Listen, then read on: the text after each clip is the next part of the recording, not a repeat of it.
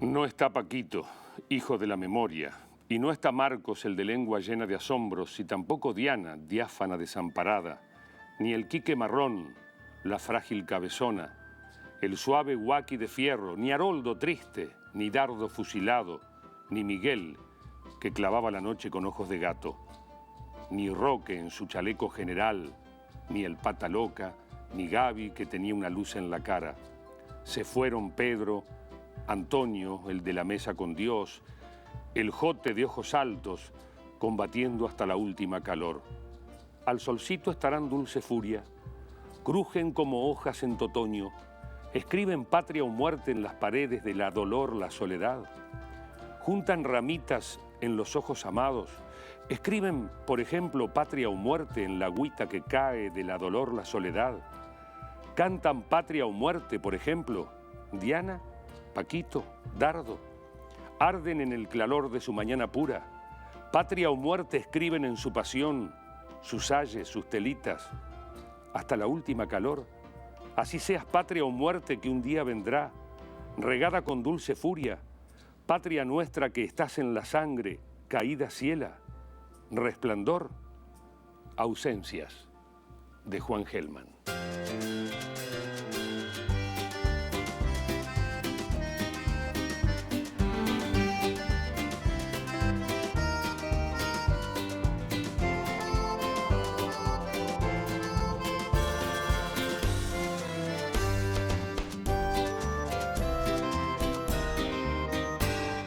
Hola, bienvenidos a una nueva emisión de El Monitor. Durante más de 7 años, la Argentina vivió presa del terror. Terror que era administrado desde el mismo Estado, el Estado que debía velar por nuestra seguridad y por nuestros derechos. Crímenes, desapariciones, tortura, apropiación de bebés, saqueo. Lo más terrible venía desde el Estado.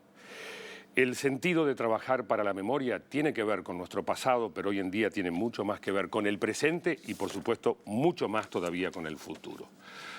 A un nuevo aniversario del golpe de Estado, el 24 de marzo, es necesario que pensemos cuál es el rol de la escuela en este trabajo para la memoria, porque sin duda la escuela es una de las instituciones más importantes para garantizar que en el futuro no volvamos a vivir nada parecido. Hoy vamos a trabajar el ejercicio de la memoria y vamos a comenzar en la calle con aquellas personas que vivieron en estos 7 años muy negros de nuestra historia y para saber también cómo hacen ellos para transmitirle a sus hijos, a las nuevas generaciones, qué es lo que pasó y qué es lo que ellos saben sobre la dictadura. Sí, en mi casa se habló mucho del tema porque mi mamá lo vivió mucho de chica. Me ha contado las cosas que ha pasado de los Falcon, que las iban a buscar, que revisaban las agendas. Y mucha gente muy cercana desaparecía, se tenían que estar mudando. Entre nosotros en el colegio también manejamos esa información. Hablamos, debatimos.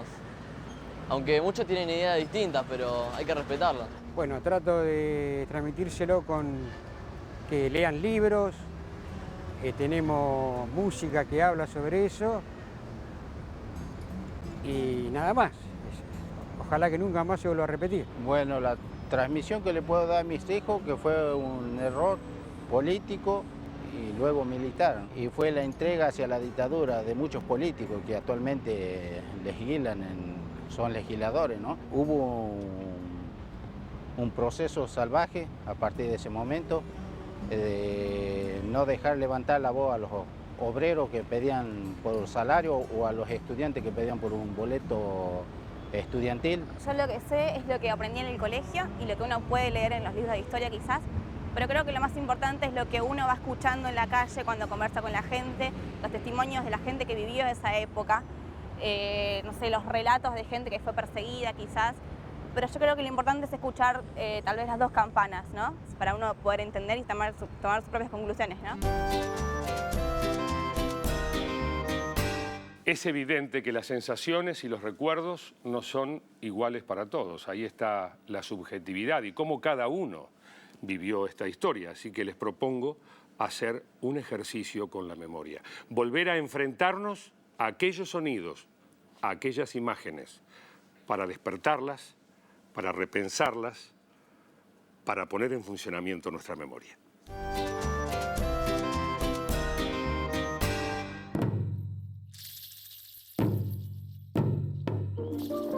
Argentina, tierra de paz y de enorme riqueza. Argentina, bocado deseado por la subversión internacional, que intentó debilitarla para poder dominarla. Fueron épocas tristes y de vacas flacas, hasta que dijimos, basta.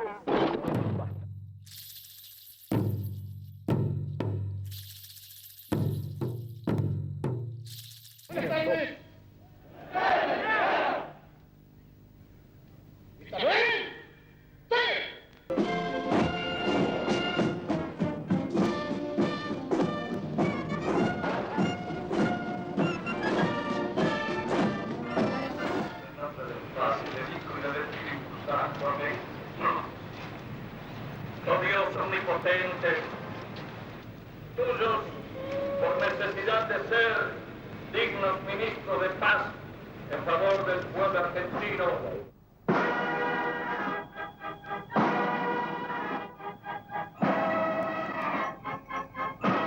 Estos valores en alto grado, y es por ello un ejército victorioso. Señores, ustedes pueden estar legítimamente orgullosos de este triunfo que han conquistado para el país. Primero, porque han dado una prueba inequívoca de disciplina, de orden, lo que significa, sin más, reconocer el principio de autoridad. Nosotros que estamos en la Argentina y somos argentinas, les podemos asegurar que se está viviendo mucho dolor. ¡Vamos a Argentina todavía! ¡Viva Argentina! ¡Viva! ¡Viva Argentina! ¡Viva! ¡Viva Argentina! ¡Viva! Bueno, yo diría que los argentinos nos conocemos como somos. En estos días se ha hecho boga algo de que somos derechos humanos. Está todo comprobado. En el Palacio de Justicia están todos los testimonios. En el Ministerio de Hacienda, tiene todos los testimonios y todas las denuncias. La Policía Federal tiene todas las denuncias. Está todo testimoniado. Eso lo que el gobierno diga, no es que dice mentira, miente. Hace 2 años que estamos así. Mi hija estaba embarazada de 5 meses cuando se la llevaron. Mi nieto tiene que haber nacido en agosto del año pasado. Hasta ahora no he podido saber nada de él. ¿Cuántos son ustedes? Miles de mujeres, miles en todo el país, miles. Nadie está más interesado que el gobierno y el pueblo de mi país en borrar cualquier sensación de violación de derechos humanos que pudiera aparentemente adjudicarse a la Argentina. Nosotros solamente queremos saber dónde están nuestros hijos, vivos o muertos. Angustia porque no sabemos si están enfermos, si tienen frío, si tienen hambre, no sabemos nada. Y desesperación, señor, porque ya no sabemos a quién recurrir. Consulados, embajadas, ministerios, iglesias. Todas partes se nos han cerrado, las puertas. Por eso les rogamos a ustedes, son nuestra última esperanza. Por favor, ayúdennos, por favor, son nuestra última esperanza. Usted no se olvide que estas señoras, que hoy están continuando la lucha subversiva que han desarrollado sus hijos antaño, tratando de presentar figuras y presentar posiciones que evidentemente no hacen nada más que continuar la acción subversiva que hicieron sus hijos. Darle pie a las argumentaciones que presentan las organizaciones como Madre de Plaza de Mayo, Abuela de Plaza de Mayo, cosas así por el estilo. Si dicen que son subversivos, que muestren la cara y digan por qué. Mis chicos los hicieron subversivos, trabajaban y estudiaban. El gobierno no hay niños desaparecidos. Me llevaron y me torturaron para que dijera dónde estaba mi hijo. Esa es la Argentina que tenemos.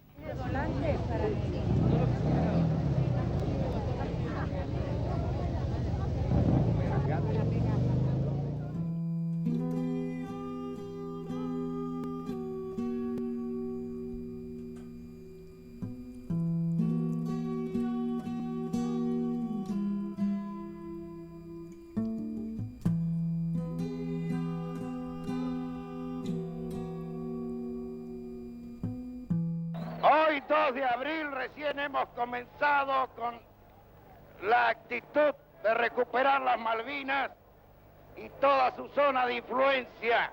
Y ya flamea la bandera argentina en nuestras islas.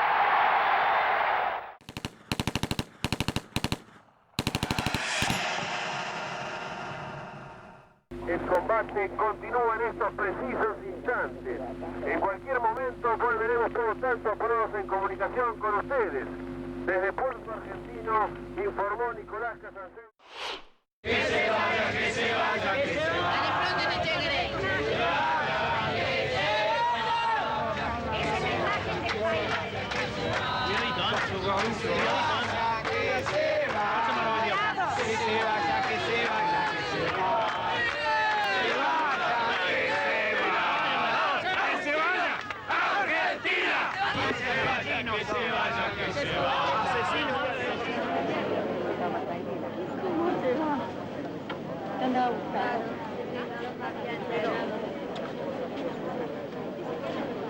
Hoy, como ayer, reivindico mi responsabilidad y reitero el orgullo que siento por la actuación de mis subordinados, quienes se comportaron siempre con abnegación, con profesionalidad y con sentido del deber. Ruego a Dios que se haga justicia. Sé que la crónica hoy no me favorece, pero confío en que la historia, con el paso del tiempo, entenderá la responsabilidad que tuvimos que enfrentar.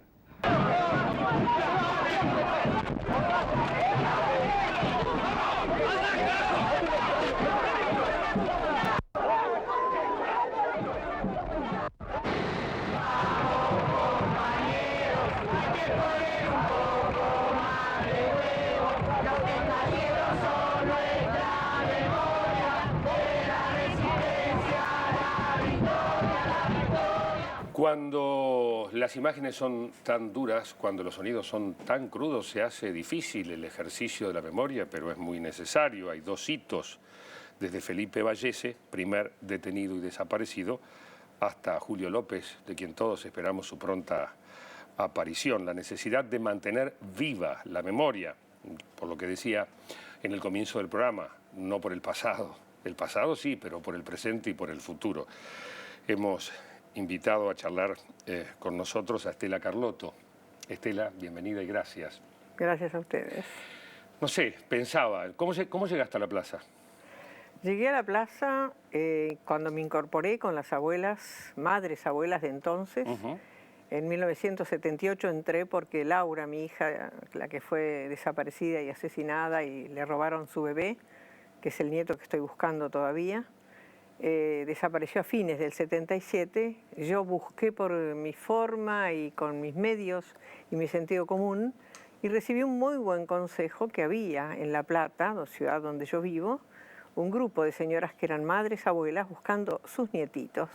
Así que me incorporé a una vida totalmente nueva. Yo era directora de una escuela primaria, con mucha vocación desde chiquita para ser maestra, y fui directora, y pensaba tener esa vida medio burguesa, pero hecha ya a la medida de mis años, de mi crianza, de mis 4 hijos, de mis nietos.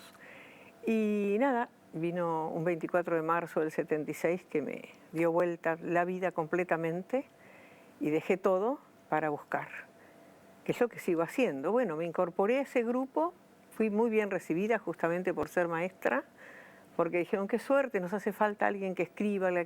Y además, como soy muy extrovertida, qué bien para relaciones públicas, ¿no? Y había que ir a la plaza. Yo sabía que existía ese lugar de reunión, pero el primer día que fui, lo recuerdo, pero vívidamente, fue terrible, porque fui con las abuelas de La Plata, éramos bastantes, nos juntamos con todas las mujeres y los hombres y los que daban la vuelta, y yo temblaba como una hoja, porque primero los maestros no éramos, ni en aquella época menos todavía, asilieros de ir a marchas, de hacer todo lo que es multitud a mí, pero no era eso, eran las armas, los caballos, los tanques, eran los perros que estaban ahí, ¿no? Entonces yo dije, ¿esto qué es? Y me tuvieron que sostener, 2 abuelas, y me dijeron, no tengas miedo, camina, Estela, camina. Y bueno, estoy caminando. ¿Cómo era ser maestra, ser docente, en el antes y el después? Es decir, en los meses previos a la desaparición de tu hija, cuando ya estaba instalada la dictadura, ¿cómo era la escuela? ¿Cómo era ser docente y cómo cambió, cómo fue después de la desaparición? Bueno, ya se veía venir en el ambiente, en La Plata, el accionar de la AAA, que fue como una introducción a todo lo que iba a suceder después. Y los que teníamos hijos militantes, en el tema de la oposición estudiantil sobre todo, universitaria, nos iban armando y formando a los padres. Nosotros, ignorantes, nunca habíamos tenido una participación política partidaria. O sea, nuestra vida era una vida sencilla, común, como la queríamos realmente. Nos fuimos preparando. Y en la escuela era ya el anuncio también de ciertas situaciones de crisis de la educación, ¿no? El autoritarismo o el cambio de programas o de trabajos a los maestros que más que enseñar tenían que llenar planillas. Yo me acuerdo que me oponía muchísimo a todo eso, pero bueno, había que hacerlo. Cuando sucede el golpe de Estado, ahí ya empieza una etapa mucho más dura en las escuelas, donde todo era miedo, restricciones, el cuidarse del otro, porque si se decía algo de más, yo por mis hijas y por el cuidado de ellas no hablaba de que ellas eran opositoras y tenían ese tipo de actividad, salvo con 2 maestras, el resto no sabía. Lo que me pasó, me fue pasando primero el secuestro de mi esposo, también lo hice en soledad, solo con esas 2 maestras y el resto ignoraba que yo estaba buscando un desaparecido. Y con lo de Laura también, cuando en realidad me la entregaron muerta, tanto las maestras como la cooperadora en el velatorio decían, ¿cómo, Estela, pudiste sostener esa situación sin hacerlo más público? Y es que era algo difícil, porque en la escuela, bueno, se empezó a prohibir la matemática moderna, la gramática estructural, el principito, cualquier tipo de cosa que hacía pensar estaba prohibida, estaba censurada y lo sentíamos. Y bueno, lógicamente se veían no solamente en las escuelas, en la calle, los Falcon famosos, todo eso. Vivíamos en un estado de terrible tensión por la situación. Y los que teníamos hijos militantes, de miedo. De miedo permanente. De miedo, sí, sí. Estela, a tu entender, y con todos estos años, ¿no?, de lucha, ¿cuál debería ser el rol de la escuela, con los niños, con los chicos y de los colegios también, ¿no?, en este tema de ejercicio de la memoria? Bueno, la escuela tiene que cumplir un rol fundamental. La educación es fundamental. Todo lo que nos forme, nos vaya modelando, nos vaya haciendo respetuosos, tolerantes, aunque la tolerancia es una palabra que a veces no gusta mucho, que seamos solidarios, todo eso tiene que nacer del hogar, por supuesto, fundamental, y de la escuela. Y la escuela tiene que ser pura, formadora, con la verdad más absoluta. Los chicos quieren saber y hay que darles lo que piden, pero no de una forma sofisticada o de la historia oficial. Hay que darle la verdad. La verdad a veces duele, a veces molesta, a veces cuesta decirla, pero es la que va a indicar el camino para esos chicos, que pueden ser de jardín de infantes en adelante, ser honrados. En mis charlas yo ahora, por ejemplo, que salgo mucho a dar a las escuelas primarias, secundarias o universidades, pero sobre todo en el intermedio, donde el chico tiene ya preguntas profundas, yo les dejo un mensaje muy directo, que es que la escuela les está dando la posibilidad de ser personas libres, pero que ellos tienen que responder a eso siendo respetuosos con los padres, con los maestros. Estudiar, más libertad que el estudio y que la sabiduría no hay, sino el otro viene y nos dice y le creemos y somos esclavos. Luego, el trabajo, la dignidad de ganarse cuando sean un poco más grandes, lo suyo y no la tentación de, bueno, mira, por izquierda. Y la solidaridad, la práctica de la solidaridad. Lo que le pasa al otro me está pasando a mí y tenés que compartirlo. Y sobre todo, la participación. No hay nada peor que ser indiferente a la historia que nos pasa y que la miramos acá con crítica, pero que estamos afuera. Eso es cobardía, eso no sirve. Y no te metas. Hay que meterse, ese es mi consejo. Estela, muchísimas gracias por el testimonio. Por nada. Y ahora nos vamos a una escuela, se llama la Escuela Maximio Victoria, que queda muy cerca de Garage Olimpo. Y los chicos estudian esta historia, en las clases de historia se revé lo que pasó en aquellos años negros, pero lo hacen in situ, en el mismo lugar donde ocurrieron los hechos.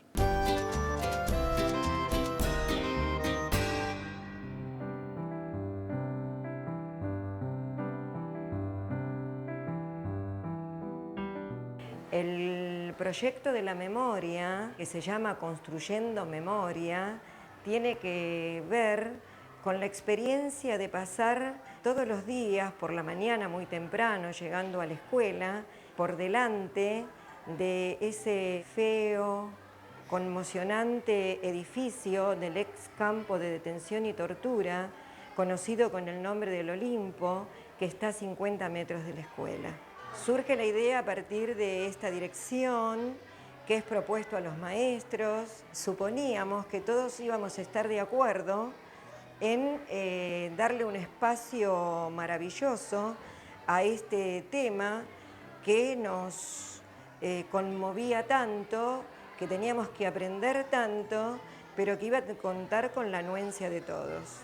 En realidad contó con la anuencia de muchos, pero no de todos. Muchos dicen que no es historia, muchos papás, porque para ellos la historia es el 25 de mayo, 9 de julio y San Martín. En un inicio sí tuvimos conflictos con las familias, ha habido denuncias en la Secretaría de Educación al respecto, cuando no hacíamos nada más ni nada menos que lo que decía el diseño curricular, el barrio, los edificios públicos del barrio, la historia del país. Está bueno que lo recordemos porque podría llegar a pasar, pero nosotros tenemos que saber. En el primer ciclo trabajamos los derechos del niño, particularmente la identidad, y a través de cuentos o disparadores acordes a la edad de los niños. En el segundo ciclo trabajamos a partir de los derechos humanos y recién en sexto y séptimo grado nos referimos a la historia reciente propiamente dicha a partir de determinadas fuentes que elegimos apropiadas para niños también de esa edad. Cuando hacemos el recorrido del barrio surge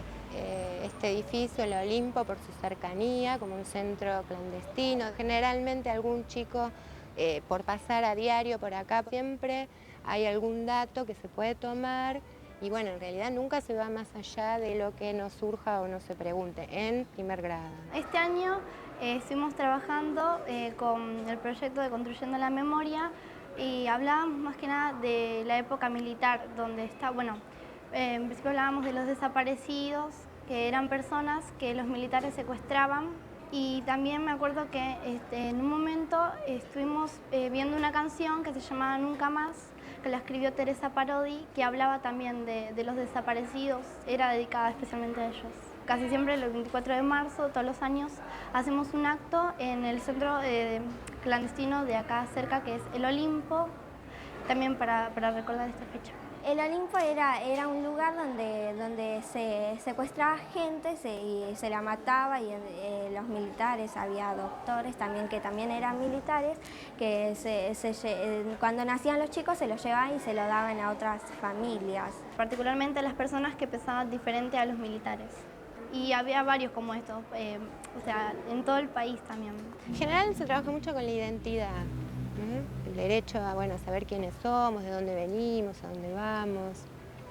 Y si no, cualquiera de los otros derechos, con cuentos, con historias, con personajes fantásticos. El año pasado nuestra maestra nos había contado un cuento que decía que que habían llegado unos hombres de traje verde y que a la no sé, la familia, había una nena con su familia que creo que estaban comiendo pizza, entonces ella escuchaba ruidos de puerta, gritos así, entonces ella después, la nena se escondió no, la mamá creo que le había dicho que se esconda en el armario, y ella se escondió y escuchaba gritos, y después cuando salió, que ya no escuchó más nada, ya no estaban los papás. Y esos hombres de trajes verdes eran los militares. Yo dije, después de haberme empapado del tema y habiendo vivido la época, me parecía que era imposible que realmente el tema pudiera encararse para chicos de 5, a veces 6 años. Es importante trabajar el tema de la memoria en la escuela, porque a veces es el único espacio en la sociedad en donde esto se puede trabajar. De primero a séptimo grado se llevan consigo, bueno, se intenta parte de la verdad, de lo que pasó, de lo que sufrimos como país, y esto, bueno, de alguna manera se propaga donde estemos. Bien, para seguir pensando el tema, 2 puntitos. Por un lado, los chicos que no lo vivieron, pero que tienen la suerte, yo diría la suerte, de vivir cerca del lugar. Entonces no aprenden la historia de un libro, sino que la aprenden del lugar específico, del lugar físico donde los hechos ocurrieron. Y por el otro lado, el otro punto, los adultos, nosotros, que nos resistimos de alguna manera a considerar historia esto que pasó no hace mucho tiempo, pero que sí forma parte de nuestra historia. Para seguir pensándolo y trabajándolo, hemos invitado, como siempre, a profesionales que trabajan y trabajaron con el tema. Sandra Rayo es docente de la Universidad de La Plata, historiadora y coordinadora del área de investigación y enseñanza de la Comisión Provincial de la Memoria. Ahí nos enterábamos, gracias por venir, de esta reticencia del mundo adulto a considerar historia, esto que ha pasado tan recientemente. ¿Cómo se rompe el silencio?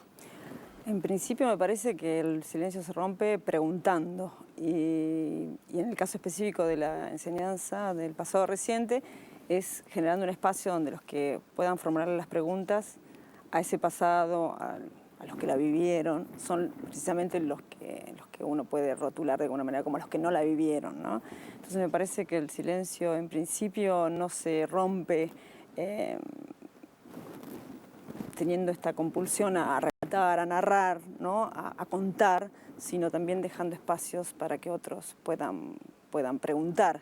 Y los jóvenes son la verdad que muy eficientes en esto de romper el silencio y que comiencen a recuperarse voces que todavía siguen estando silenciadas de la dictadura, a pesar de las políticas fuertes que hay del Estado para que esto se trabaje. Bueno, tenemos que pensar por qué pasó lo que pasó en la Argentina para pensar también. Stein es periodista, entre otros medios trabaja en Página 12. Luis, desde tu trabajo, ¿cómo te llega esto que la gente, aún después de todo lo escrito, de todo lo dicho, de todo lo pensado, nos seguimos resistiendo un poco a considerar parte de la historia esto y a verlo como algo que nos pasó realmente, ¿no? Sí, yo creo que es el ancla del miedo que es difícil de soltar, ¿no?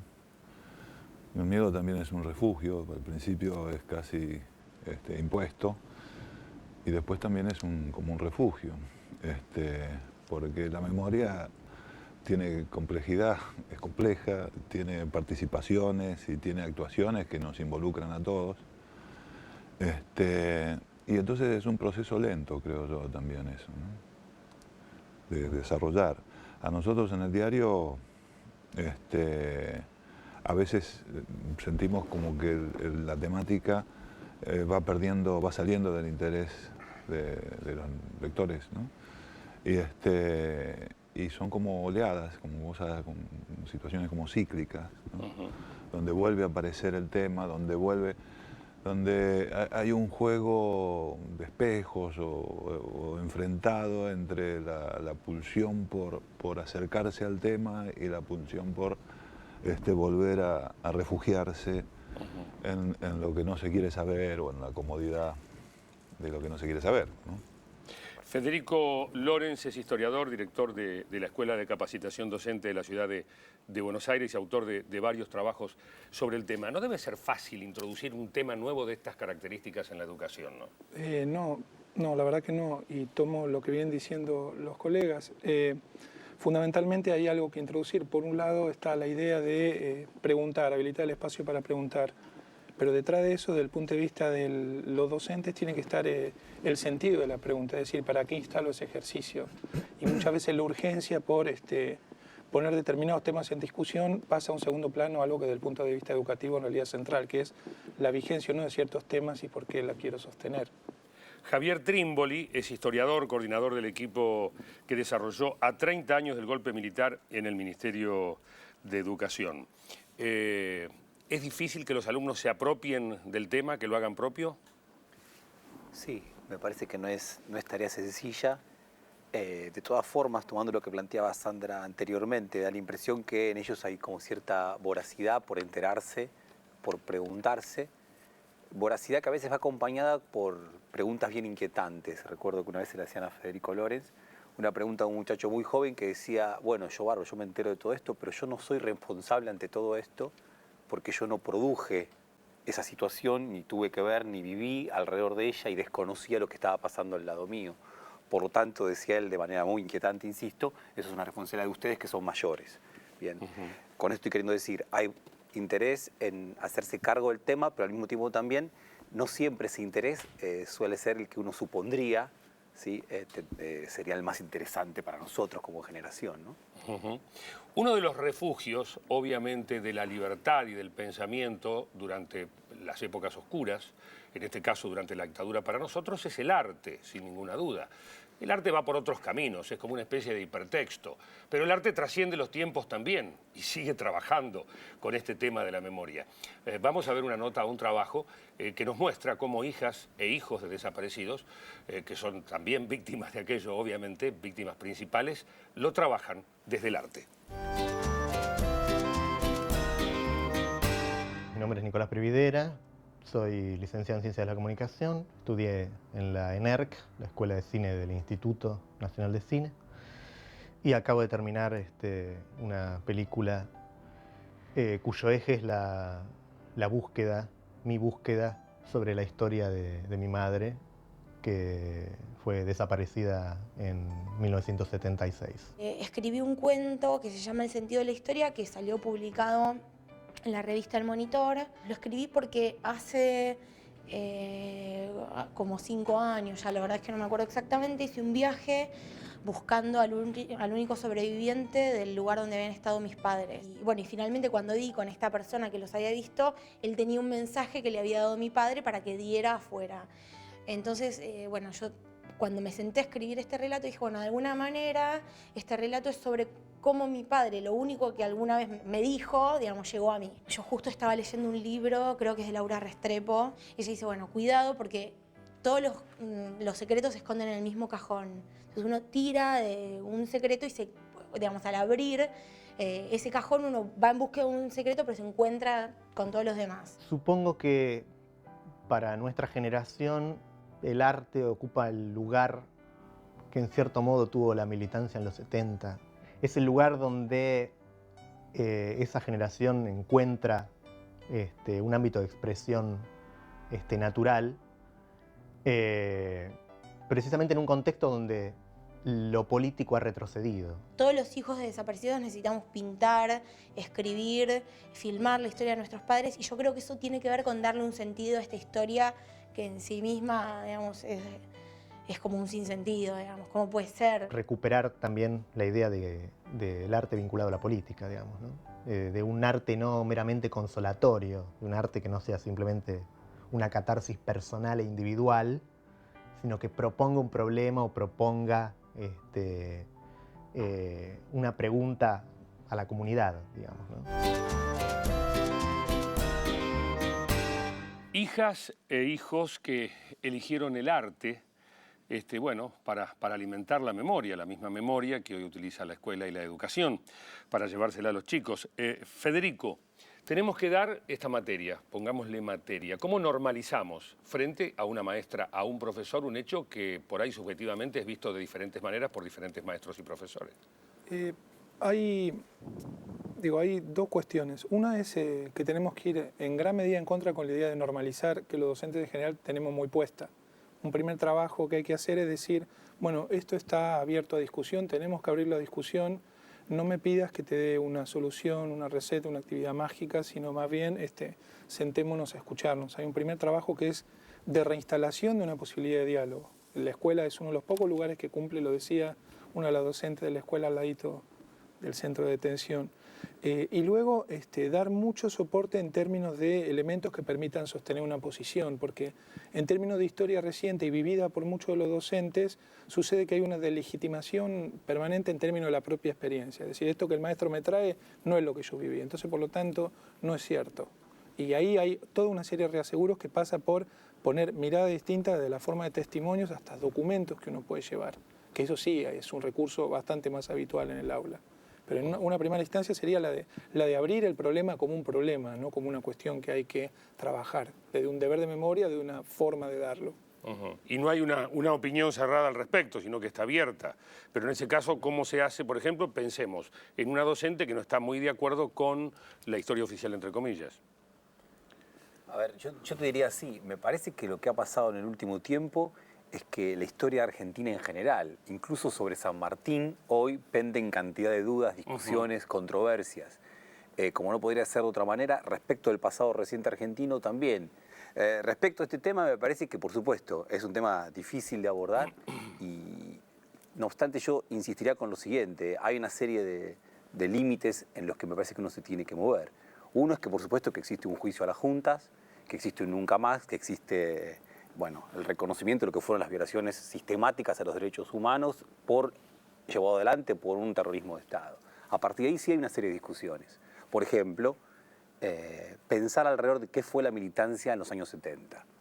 Bien, la figura del desaparecido es una figura que hoy, creo que es uno de los debates más ricos, está siendo puesta en discusión. Bueno, ¿qué eran estos militantes? ¿Qué tipo de militantes? ¿Qué tipo de militancia llevaban adelante? Luis, desde el periodismo, cuando abordás la dictadura militar, ¿incluye Malvinas o son, digamos, periodísticamente dos temas distintos? No, incluye Malvinas. Son temas distintos con relación al tema de los derechos humanos, por una cuestión de especificidad, pero tienen la misma raíz. Ahora, yo quería hablarte de la pregunta que te hiciste recién a Lones, porque la idea de normalizar un tema, porque en el momento en que vas a hablar de ese tema, la idea de lo normal te empuja al silencio, no te empuja a que lo hables. Lo normal sería callarte la boca en ese momento. Entonces son temas que en el momento en que uno los descubre está transgrediendo una norma que está instalada culturalmente desde antes, ¿no? Y eso pasa también en el periodismo. Cuando vas a publicar algo, como estas cosas, por primera vez parece tener la sensación de que se cae toda la estantería, de que cuando el momento que va a salir publicado se viene todo abajo, va a pasar un cataclismo, una catástrofe de algún tipo y después no pasa nada. O lo que pasa son cosas buenas, o sea, ¿no? Entonces la idea de normalidad tiene que ver mucho con cada momento en que se está. Los invito a compartir la historia de vida del programa de hoy. Laura es directora en Pumamarca, un lugar maravilloso en el norte argentino. Su hermana fue secuestrada y desaparecida por el proceso militar. Ella continuó su legado y su historia es la herramienta de construcción que utiliza como puente hacia la memoria. Lo vemos.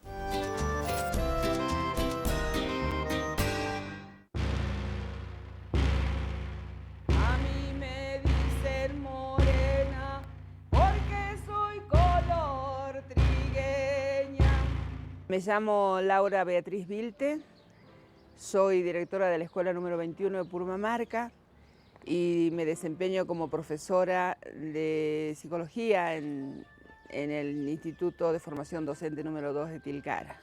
Mi hermana Marina Leticia Vilte, detenida desaparecida de la dictadura militar, desapareció en el año 76, mi familia estaba muy destruida por la situación, entonces tuve que volver. Y bueno, y tomé la docencia, yo creo, un poco en homenaje a su memoria. para tratar de hacer cosas que ella le hubiese gustado hacer. No saben qué es color firme, color de purma marqueña. No saben qué es color firme, color de purma marqueña. Recién este año, con motivo de los 30 años de la dictadura militar, se ha puesto en el tapete, diríamos, la historia, ¿no? La historia como memoria. La historia reafirmando ese dicho que todos dicen pero que no se hace realidad, que sin historia, sin el pasado no se puede seguir construyendo. A veces esos son clichés que no se cuajan en la realidad, no se comprende, ¿no? La importancia que es no perder la memoria, rescatar la historia, analizar y crear espíritus críticos. Por disposición oficial se tuvo que enseñar qué pasó hace 30 años y creo que movilizó mucho esto en las escuelas. Nosotros, por ejemplo, hicimos un acto en la plaza en donde se reivindicó a los desaparecidos del lugar. En Tilcara, en el IFD, también hicimos un acto que es muy importante para que los jóvenes futuros profesores comprendan la importancia de que la memoria no se pierda, aunque ellos no lo hayan vivido, porque está en juego también los sentimientos de preservar en los jóvenes los sentimientos de democracia, los sentimientos de la justicia, de la solidaridad y del nunca más, que nunca más haya represión como la hubo en la época de la dictadura militar. Yo soy cantora del pueblo, yo nunca me iré callar. Yo soy cantora del pueblo, yo nunca me iré callar. Yo soy una sobreviviente de la dictadura militar porque en ese momento trabajaba en Córdoba, estaba trabajando en un colegio privado, con un gabinete, y era delegada de mi colegio, y el sindicato que nos agrupaba era el sindicato de docentes privados. Al frente de ellos estaba Eduardo Requena, que fue desaparecido en junio del 76. La noche del golpe militar desapareció la mitad de la comisión directiva.